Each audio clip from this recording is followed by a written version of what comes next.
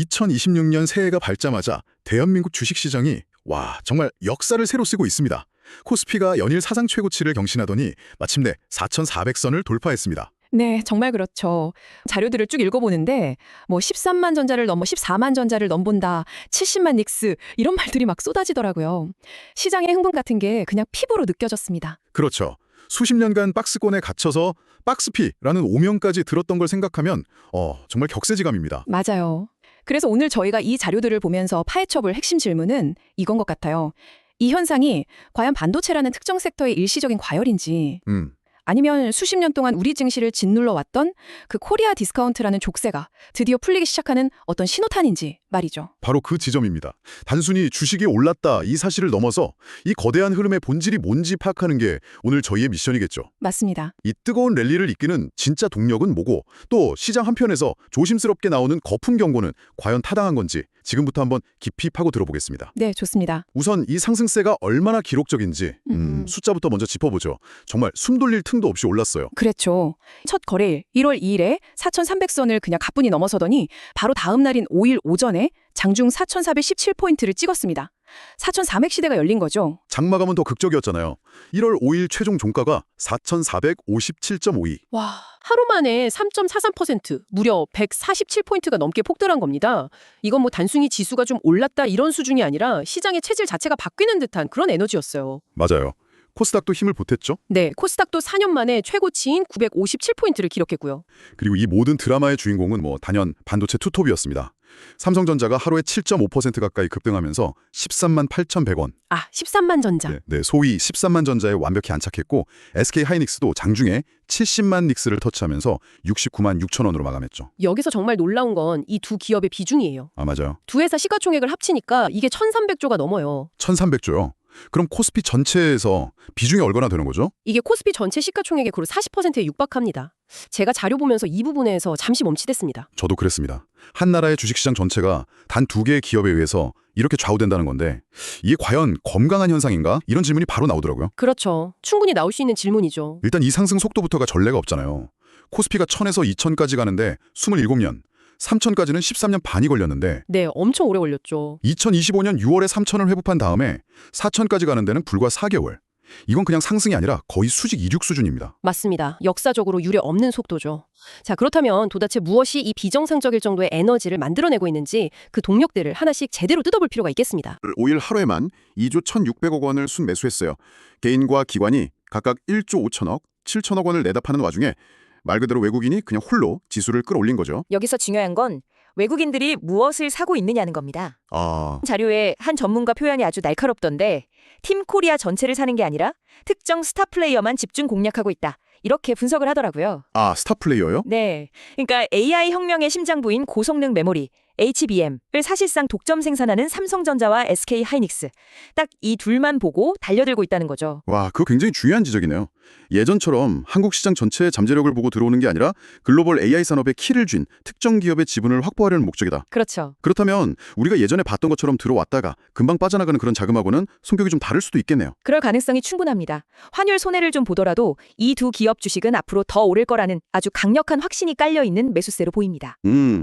그리고 바로 이 지점이 두 번째 동력, 즉 반도체 슈퍼사이클에 대한 확신과 바로 연결이 되는 겁니다. 그렇죠. 슈퍼사이클이라는 단어 사실 몇 년 전에도 들었다가 큰 하락을 맞았던 기억이 있어서 조금 조심스러워지는데요. 맞아요. 그런 기억이 있죠. 이번엔 뭐가 좀 다르다고 보는 건가요? 가장 큰 차이점은 이번 사이클이 AI라는 과거와는 비교할 수 없는 거대한 수요에 의해서 촉발됐다는 점입니다. AI. 네, 단시간 PC나 스마트폰 교체 주기가 아니라 전 산업의 패러다임을 바꾸는 AI 혁명이 메모리 수요를 폭발시키고 있다는 거죠. 마침 이번 주에 열리는 세계 최대 IT 전시회 CES 2026이나 곧 발표될 삼성전자의 2025년 4분기 실적 같은 이벤트들이 그 기대감을 최고조로 끌어올리고 있고요. 삼성전자 실적 전망도 정말 대단하더군요. 사상 최초로 분기 영업이익 20조 원 돌파 가능성까지 나오니까요. 그렇죠. 이런 기대감이 이미 미국 필라델피아 반도체 지수를 4%나 급등시켰고, 그 훈풍이 고스란히 우리 시장으로 이어진 거군요. 정확합니다. 수급, 그러니까 외국인과 실적, 반도체 이 두 개의 바퀴가 완벽하게 맞물려 돌아가는 형국이네요. 정확합니다. 그런데 여기에 세 번째 동력이 가세하면서 이 랠리가 과거와는 좀 다르다 이런 주장에 힘이 실리고 있습니다. 바로 정부 정책과 머니무브입니다. 아, 코스피 5천 시대를 열겠다는 그 정부의 강력한 증시 부양 의지 말씀이시죠? 네, 맞습니다. 사실 처음에는 약간 정치적 구호처럼 들리기도 했는데 보내주신 자료들을 보니까 꽤 구체적인 정책들이 시장에 영향을 주고 있더라고요. 특히 코리아 디스카운트 해소 노력이 눈에 띄었습니다. 핵심입니다. 그동안 외국인 투자자들이 한국 시장을 외면했던 가장 큰 이유가 불투명한 지배구조와 낮은 주주 환원율이었거든요. 네, 항상 나오는 얘기죠. 정부가 이 부분을 개선하기 위해서 기업들을 압박하고 또 유도하는 정책을 펴니까 외국인들이 반응하기 시작한 겁니다. 그 성과가 밸류업 지수라는 지표로 명확하게 나타나고 있죠. 맞아요. 그 지수 성과가 정말 놀랍더라고요. 이 밸류업 지수가 정확히 어떤 기업들로 구성된 건가요? 단순히 규모가 큰 기업이 아니고요. 기업 지배 구조를 개선하고 배당이나 자사주 매입 같은 주주 환원 정책에 적극적인 기업 100개를 모아놓은 지수입니다. 아, 말 그대로 주주 가치를 높이는 데 힘쓰는 착한 기업 리스트인 셈이죠. 그렇군요. 이 지수가 지난 1년간 90.8%나 급등했습니다.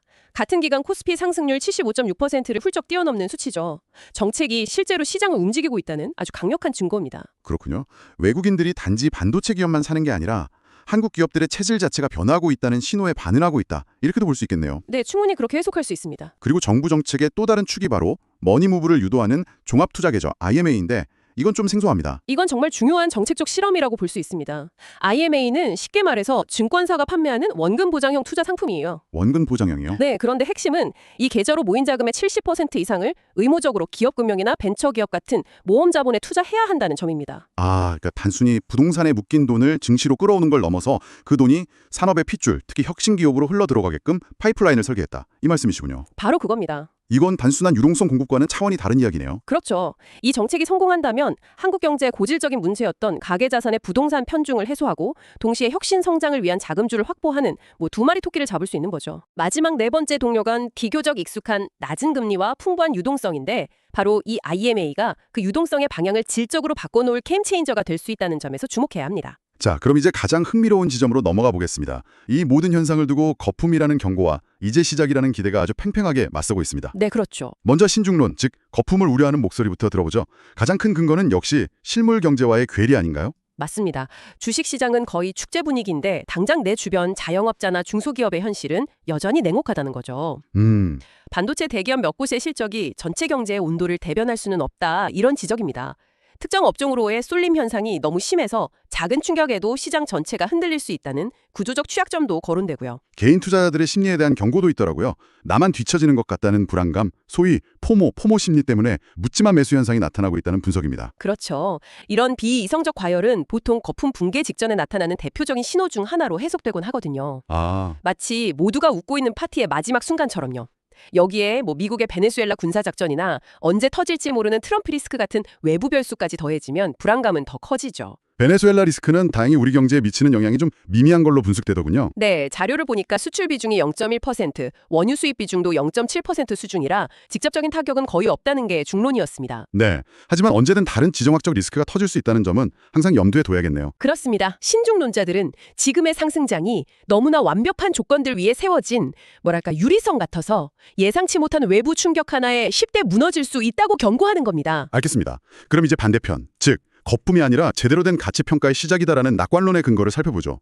이들의 핵심 주장은 한국 증시가 여전히 싸다는 거더라고요. 네, 바로 주가 수익 비율이나 주가 순자산 비율, PBR 같은 가치평가 지표를 근거로 드는 주장입니다. PBR이요? 네, 현재 코스피의 PBR이 약 1.34배 수준인데 이게 어떤 의미냐면 당신이 어떤 회사의 자산을 장부가격 그대로 1원에 살 수 있는데 주식시장에서는 그걸 1.34원에 거래하고 있다는 뜻입니다. 1.34배면 그렇게 낮은 건가요? 미국 시장의 PBR이 보통 4배를 훌쩍 넘는 것과 비교하면 엄청나게 낮은 수준입니다. 선진국 평균의 절반에도 못 미친다는 분석도 있고요. 그러니까 낙관론자들은 지금의 상승이 거품이 아니라 수십 년간 반값 세일 상태였던 한국 기업들이 드디어 제값을 찾아가는 과정에 초입에 불과하다고 보는 겁니다. 버블이 아니라 정상화라는 관점이군요. 그동안 한국 증시를 짓눌렀던 코리아 디스카운트가 해소되기 시작했다는 신호로 해석하는 거고요. 정확합니다. 그리고 이번 상승이 과거의 단기 랠리와는 질적으로 다르다고 보는 또 다른 이유가 있습니다. 어떤 거죠? 바로 튼튼한 삼박자를 갖췄다는 건데요. 수급 측면에서는 외국인이, 실적 측면에서는 AI 반도체가, 그리고 정책 측면에서는 정부의 체질 개선 의지가 완벽한 삼각현대를 이루고 있다는 분석입니다. 수급, 실적, 정책. 네, 이 세 가지가 동시에 맞아떨어진 적은 역사상 거의 없었기 때문에 이번에는 정말 다를 수 있다. 이런 기대감이 형성되는 거죠. 자, 오늘 논의를 한번 정리해 보겠습니다. 저희가 함께 살펴본 자료들을 종합하면 현재 코스피의 역사적인 랠리는 AI 혁명을 등에 업은 반도체 슈퍼사이클에 대한 확신과 네, 그리고 이를 정확히 겨냥하는 외국인들의 집중 매수, 그리고 코리아 디스카운트 해소를 위한 정부의 정책적 드라이브가 절묘하게 맞물린 결과다. 이렇게 요약할 수 있겠습니다. 맞습니다. 그리고 이 현상을 두고 특정 섹터에만 기댄 채 실물 경제와 괴리된 거품이라는 경고와 수십 년간 저평가됐던 한국 시장이 마침내 제자리를 찾아가는 재평가의 서막이라는 기대가 그 어느 때보다 팽팽하게 맞서고 있는 상황이죠. 그렇죠. 심지어 JP모건 같은 글로벌 투자은행은 1년 내 코스피 5천 달성 전망까지 내놓고 있잖아요. 그런데 자료를 읽다 보니까 한 전문가의 지적이 머릿속에 계속 맴돌았습니다. 어떤 지적이었죠? 정부가 추진하는 머니무브가 진정한 성공을 거두려면 단순히 시중에 돈을 푸는 것을 넘어서 투자자들이 믿고 장기적으로 머물 수 있는 시장의 기초 체력을 길러야 한다는 이야기였습니다. 아주 중요한 지적이네요. 바로 그 지점에서 오늘 던져볼 마지막 질문이 생깁니다. 네. 자료에서 언급된 IMA처럼 부동산에 묶여있던 막대한 자금이 주식시장으로 이동하는 이 거대한 흐름이 단지 일시적인 열풍을 넘어 한국 경제의 체질을 바꾸는 진정한 모험 자본으로 뿌리내리게 하려면 지금 우리에게 가장 필요한 것은 무엇일까요? 더 강력한 정부 정책일까요? 아니면 기업들 스스로의 변화에 대한 장기적인 신뢰일까요? 어쩌면 우리가 놓치고 있는 또 다른 무언가가 있는 건 아닐지 한번 생각해 보시는 건 어떨까요?